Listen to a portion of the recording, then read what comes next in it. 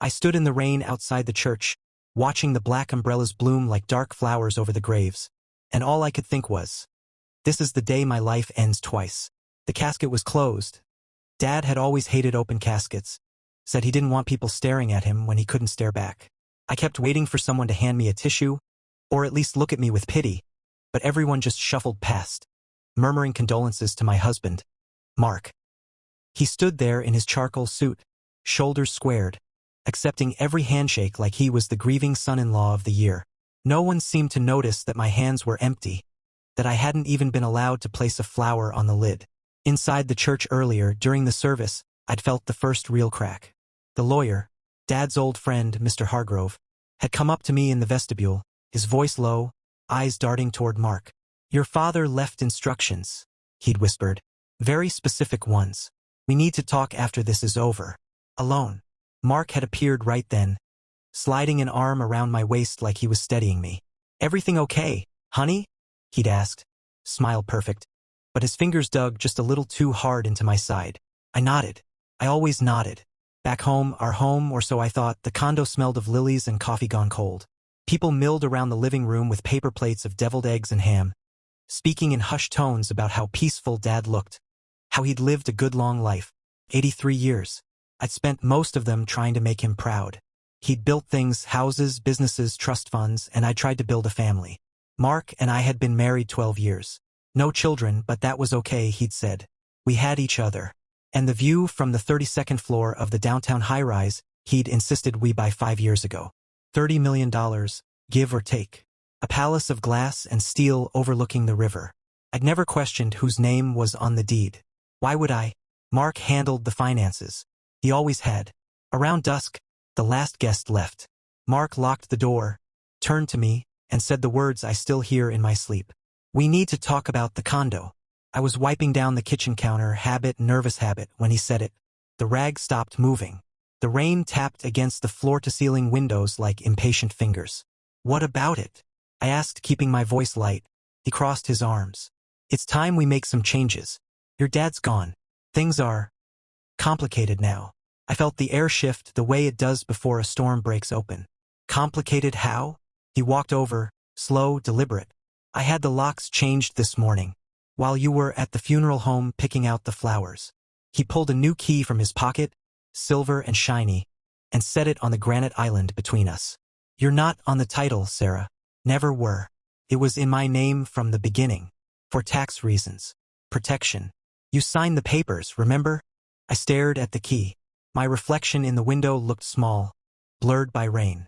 I signed because you asked me to, because we were married, because this was our home. Was, he said quietly. The will reading is tomorrow. Your dad left you some stocks, a few accounts. Enough to start over somewhere smaller. I've already packed a suitcase for you. It's in the hall. My throat closed.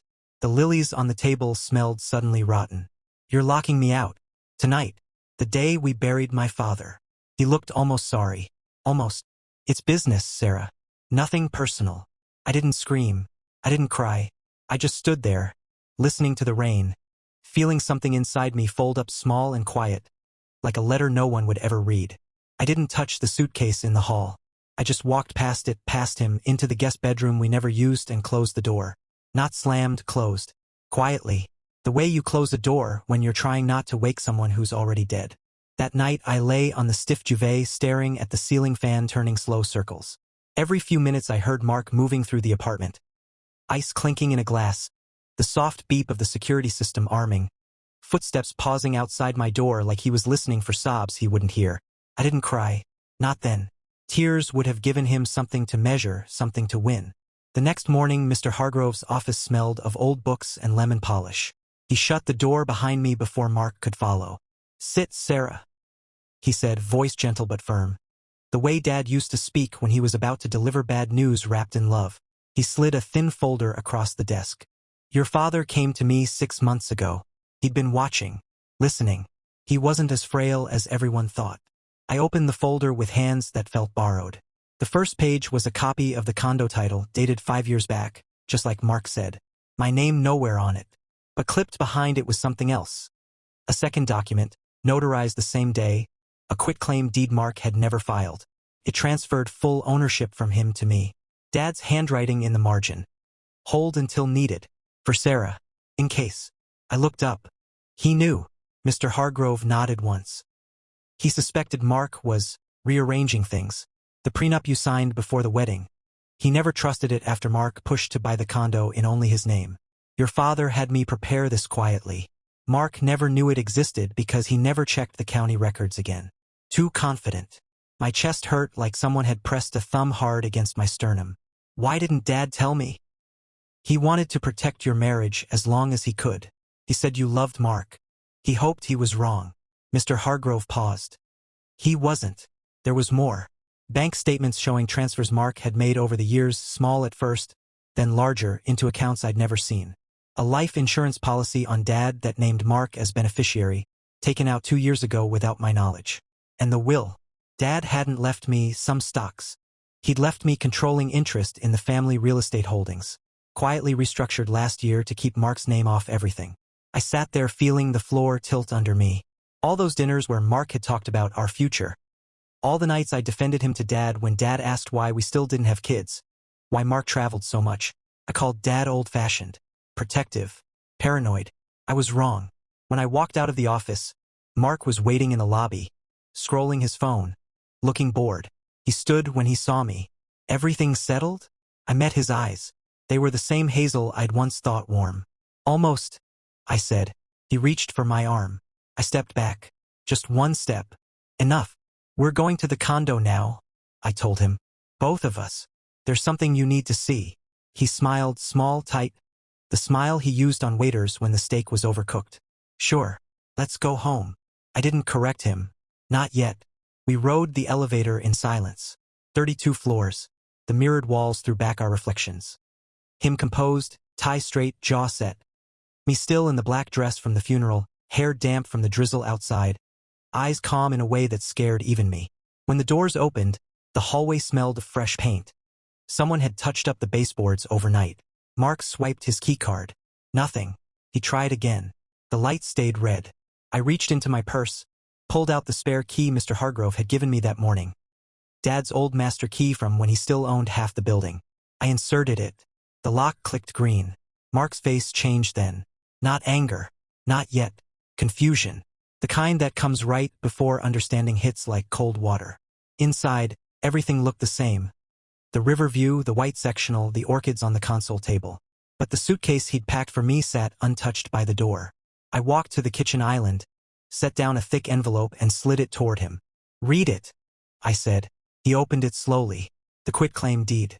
The will excerpts. The bank records. His eyes moved fast at first, then slower, like he was trying to outrun the words. This can't be filed, he said, voice thin. It is now. Filed this morning. The title's in my name. Has been legally since 10:30. He looked up. You can't just. I didn't. Dad did. He saw what you were doing long before I did. The transfers. The policy. The way you kept pushing me to sign things without reading them. He waited. He watched. And when he knew I wouldn't see it on my own, he made sure I'd be safe after he was gone. Mark laughed once, short, bitter. He hated me. He loved me, I corrected quietly. That's different. He stepped toward me. I didn't move. Sarah, we can fix this. We'll talk to the lawyers. No, the word came out soft but final. Like closing a book you've read too many times. You packed my suitcase the day we buried him.